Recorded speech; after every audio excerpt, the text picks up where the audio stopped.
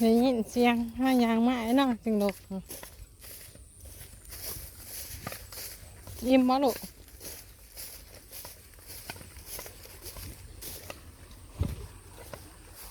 ไหนไปนั่งกลับบ้าน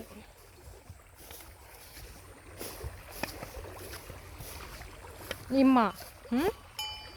ยิ้มบ่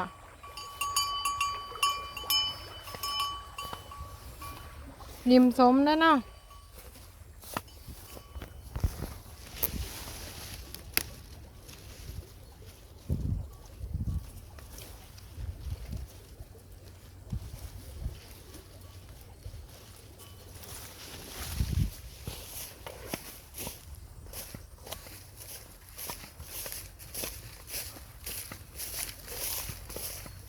พวก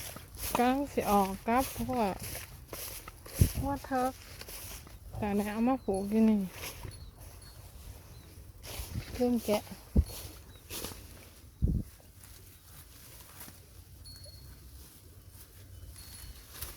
อิ่มมาลูกอิ่มหมาอิ่มหมาท้องจะสวนมั้ง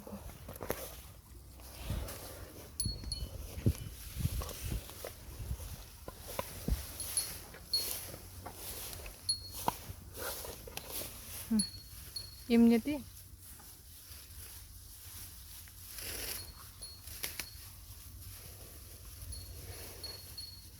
กินหนำนะมีกินหนำนะ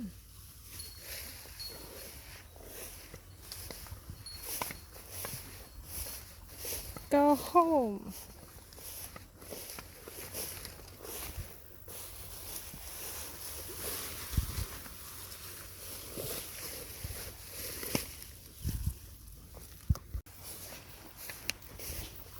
ไปกลับเจอยังบ่ละทางเมื่อหัน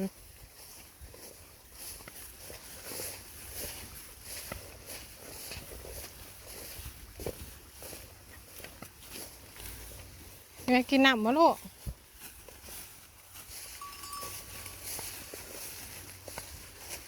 คอยเด้ออย่าส้นกันเด้อคอยกิน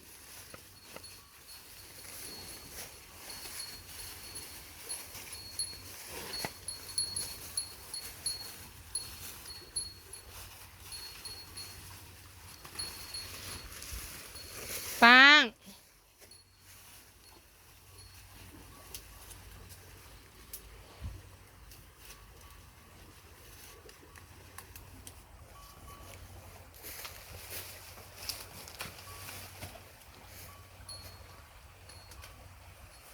ไป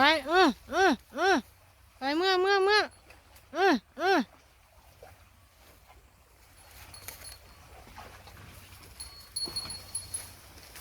หนูกินอะไรวะลูกไป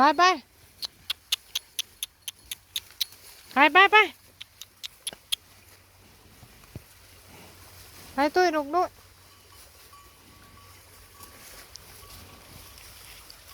ไปเมื่อ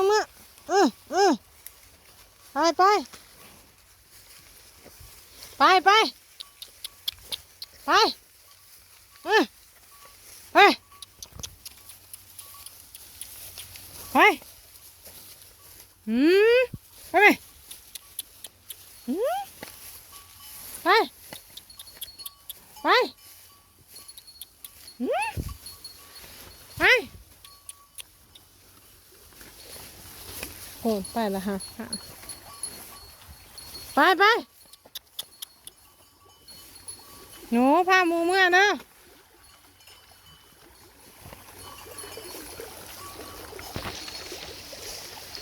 ไปไป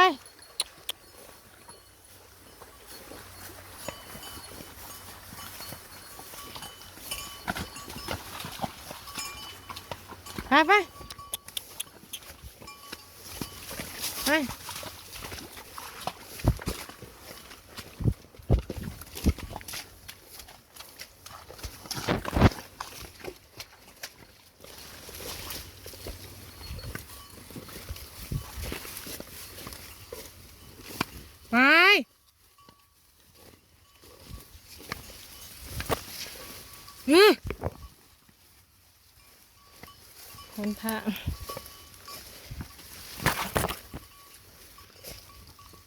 ไปไปไป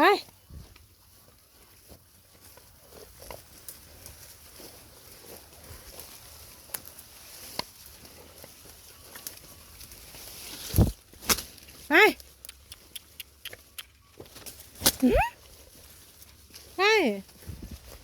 หืมหืม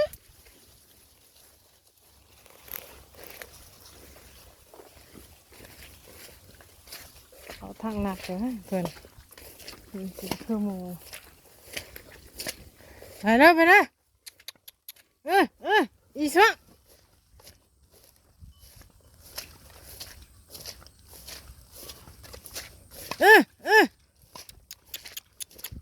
ไปไปไปหืมไป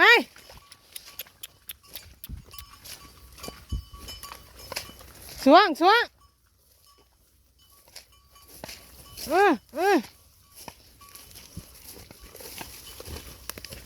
ไปไปมันมาเหอะมาหาเพราะรัดเปิดยังอยู่ปุ๊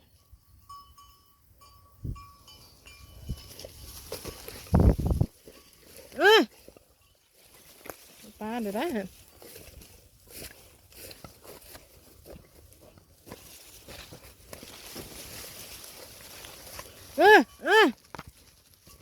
ไปหมด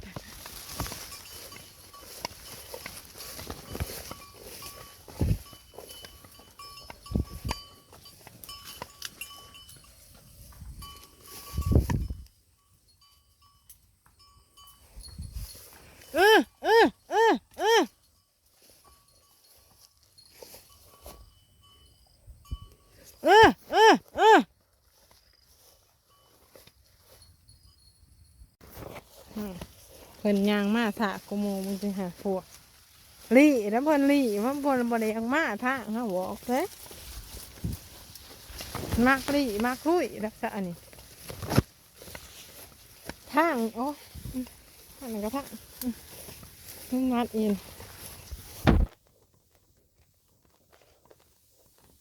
เนี่ยเพิ่นผู้เดียวลูกสอดเสด็จเสด็จทางนี้ทางน่ะ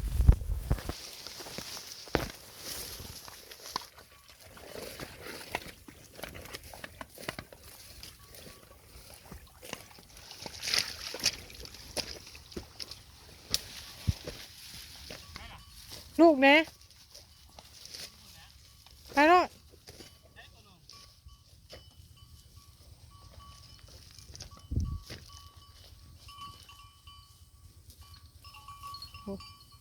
เขาอยู่ปะ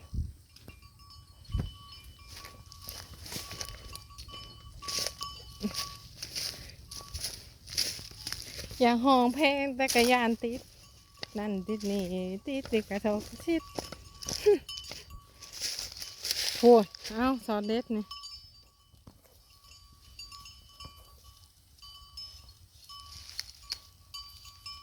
ดินเปื้อนบด